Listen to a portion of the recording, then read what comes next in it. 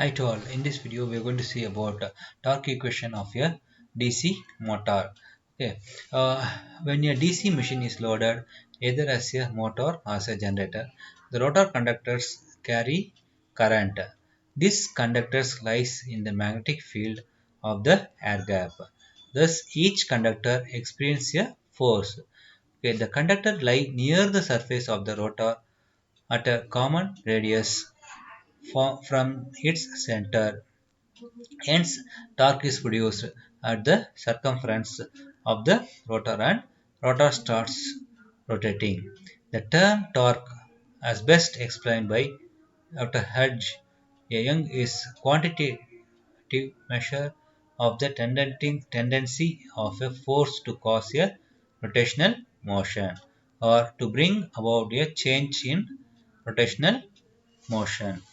It is, in fact, the moment of a force that produces or changes a rotational motion. The equation of a torque is given by T is equal to F or sine theta, where F is the force in linear direction, R is radius of the object being rotated, and theta is angle the force F is making with R vector. Okay, force, sine vector, and R. Okay, the DC motor as well as the DC motor, as we all know, it is a rotational machine. The torque of a DC motor is a very important parameter in this concern, and it's of almost importance to understand the torque equation of a DC motor for establishing its running characteristics. Okay, to establish the torque equation, let us first consider the basic circuit diagram of a DC motor. Okay, it's a DC motor and this field coil um, series motor. Okay, these are the brushes and this will be the shaft. Referring to the diagram beside, we can see if E is the supply voltage E is the supply voltage, EB is a back EMF, EB will be generated in the motor, that is back EMF, E is the supply voltage. Okay, is the back EMF produced, and IA, RA are the armature current and armature resistance respectively. Then the voltage equation, IA is the armature current and RA nothing but um, armature resistance. So E is equal to EB plus IARA. Okay, V is equal to EB plus IARA or EV. But keeping in mind that our purpose is to derive the torque equation of DC motor, we multiply both sides of equation by IA. So here also we should multiply with IA, here also we should multiply with IA. Therefore, we get E into IA is equal to EB IA plus IA square RA. Okay, now IA square RA is the power loss due to heating of the armature coil, and the true effective mechanical power that is required to produce the desired torque of DC machine is given by Pm is equal to Vi. So instead of Vi, Eb Ia we are writing. Okay, the mechanical power Pm is related to the electromagnetic torque T, as Pm is equal to Tg W or Tg omega, where omega is speed in radius per second. Now equating equation 4 and 5.